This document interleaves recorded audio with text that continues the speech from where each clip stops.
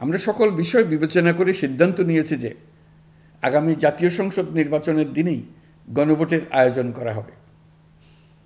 অর্থাৎ জাতীয় নির্বাচনের মতো গণভোটও ফেব্রুয়ারির প্রথমার্ধে একই দিনে অনুষ্ঠিত হবে। এতে সংস্কারের লক্ষ্য কোনোভাবে বাধাগ্রস্ত হবে না। নির্বাচন আরও উৎসবমুখর ও সাশ্রয়ী হবে।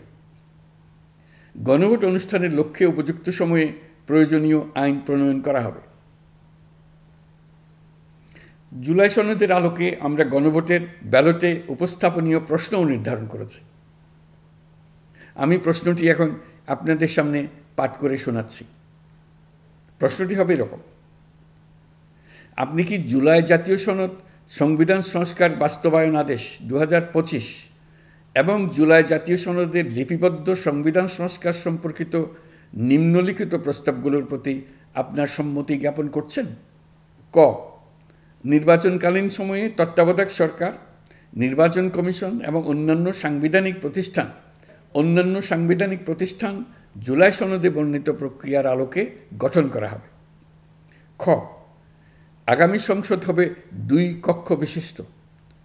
জাতীয় সংসদ নির্বাচনে দলগুলোর প্রাপ্ত ভোটের অনুপাতে 100 জন সদস্য বিশিষ্ট একটি উচ্চকক্ষ গঠিত হবে এবং সংবিধান সংশোধন করতে হলে উচ্চকক্ষের সংখ্যাগরিষ্ঠ সদস্যের অনুমোদন দরকার হবে। গ, সংসদে নারীর প্রতিনিধি বৃদ্ধি, বিরোধী দল থেকে ডেপুটি স্পিকার ও সংসদীয় কমিটির সভাপতি নির্বাচন, প্রধানমন্ত্রীর মেয়াদ সীমিতকরণ, রাষ্ট্রপতির ক্ষমতা বৃদ্ধি, মৌলিক অধিকার সম্প্রসারণ, বিচার বিভাগের স্বাধীনতা ও স্থানীয় সরকার সহ বিভিন্ন বিষয়ে যে 30টি প্রস্তাবে জুলাই জাতীয় সনদে রাজনৈতিক দলগুলোর ঐকমত্য হয়েছে সেগুলো বাস্তবায়নে আগামী নির্বাচনে বিজয়ী দলগুলো বাধ্য থাকবে। ঘ, জুলাই সনদে বর্ণিত অন্যান্য সংস্কার রাজনৈতিক দলগুলোর প্রতিশ্রুতি অনুসারে বাস্তবায়ন করা হবে। গণভোটের দিন এই 4টি বিষয়ের উপর একটি মাত্র প্রশ্নে আপনি হ্যাঁ বা না ভোট দিয়ে আপনার মতামত জানাবেন। গণভোটের সংখ্যাগরিষ্ঠ ভোট হ্যাঁ সূচক হলে আগামী সংসদ নির্বাচনে নির্বাচিত প্রতিনিধি নিয়ে একটি সংবিধান সংস্কার পরিষদ গঠিত হবে। এই প্রতিনিধিগণ একই সাথে জাতীয় সংসদের সদস্য হিসেবে দায়িত্ব পালন করবেন।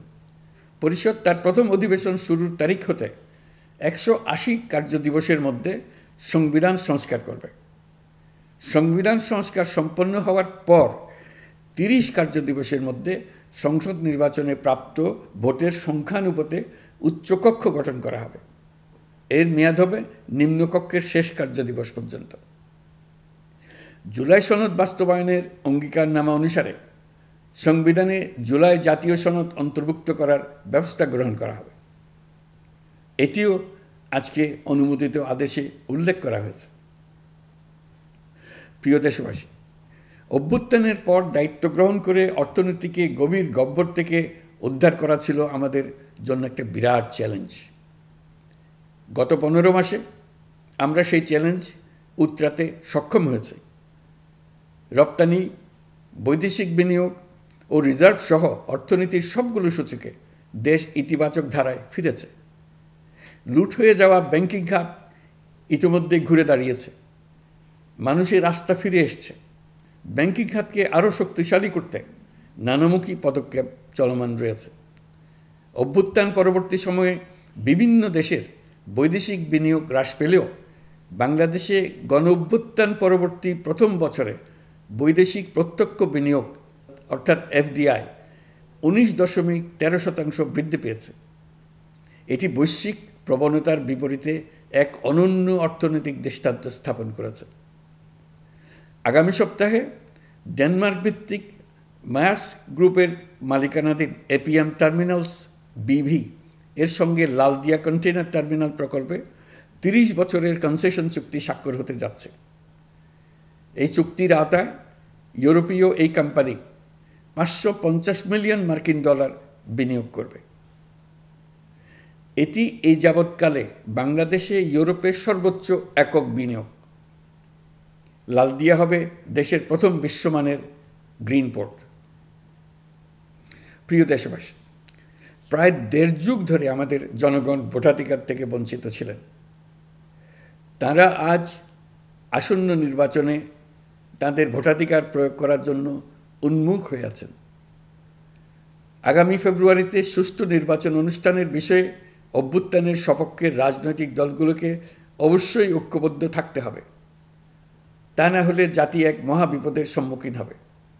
এ সম্পর্কে আমি আগেও একাধিকবার আমার আশঙ্কা প্রকাশ করেছি।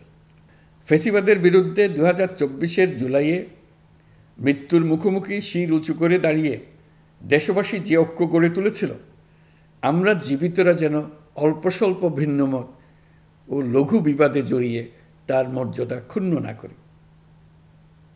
133 শিশু, শত শত তরুণ তরুণী, নারী পুরুষের মৃত্যু, হাজার হাজার মানুষের অঙ্গহানির যে আত্মত্যাগ, সেটিকে আমাদের সম্মান জানাতেই হবে। দেশের আপামর জনগণ সামান্য যা চায় তা হচ্ছে এই অগণিত হতাহতের স্মৃতির প্রতি শ্রদ্ধা জানিয়ে আমরা সবাই যেন ভিন্ন মতের প্রতি সহিষ্ণুতা দেখাই। দলীয় স্বার্থ অতিক্রম করে সম্মিলিত আকাঙ্ক্ষা ও জাতীয় চাওয়াকে ঊর্ধ্বে তুলে ধরি।